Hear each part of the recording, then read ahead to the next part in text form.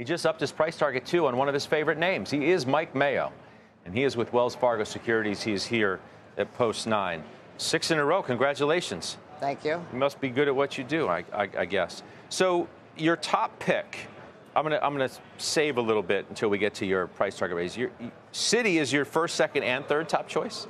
You're just trying to be funny? No. Citigroup is my dominant number one pick. It's been my dominant number one pick this year. It remains my dominant number one pick. It's a kind of almost like a once-in-generation restructuring for Citigroup that I finally think has legs and can carry them for the next several years. Well, I mean, what have they done so spectacularly well under Jane Fraser? What has she done that has you so positive on a singular name in the group? Well, I think you have to understand the stock versus the company. Citigroup still has worst-in-class returns, efficiency, and stock market valuation.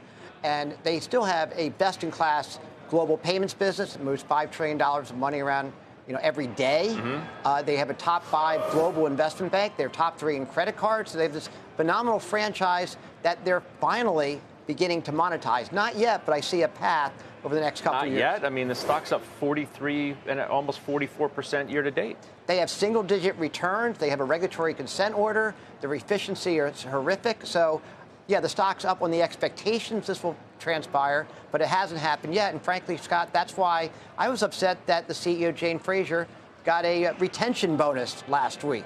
I'm like, maybe, but at least get double-digit returns, at least resolve your regulatory matters, and at least let the year end before that happens. So I think she'll succeed, but I don't think she should get an extra bonus yet. Why is J.P. Morgan number 5 on your list? Kramer was talking about it earlier, suggesting it could be $1 trillion, the next $1 trillion company.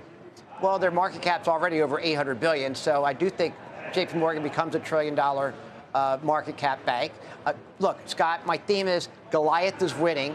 J.P. Morgan is the Goliath of Goliaths, and scale and brand make more difference than ever before. J.P. Morgan spends $18 billion a year on technology alone. You know what? That equals the entire expense base of the 5th largest bank. So it's the Goliaths, whether it's Citi, my number one pick, J.P. Morgan, or Bank of America. You've been invited to their new headquarter building yet?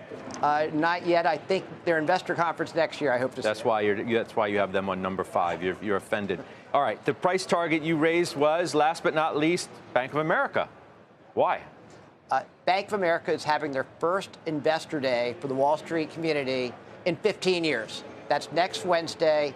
I think it's about time they post an increase of return target. They've had 14% returns this decade. I think their new target will be between 16 and 18%. I think they'll give new targets for efficiency, and I think they're going to give a roadmap on how they're going to lean into growth and better monetize this unique franchise that they have. I mean, before you even hear anything, though, you're just bumping it up by a couple bucks. Why don't you just wait?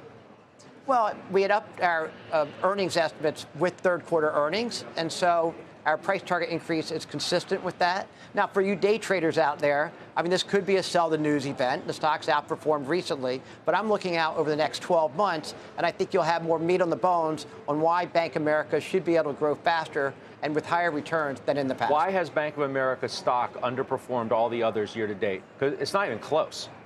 Why? It's the capital markets business at Citigroup and J.P. Morgan has outperformed. Bank of America's wealth management business has underperformed some peers. And I think investors are saying it's kind of like the forgotten Goliath of bank stocks. And that's one reason I think they're having that investor day. They remind you that they are top 2 in U.S. consumer, that they're top 5 in global investment banking, one of the leading wealth firms. So we'll see a week from Wednesday.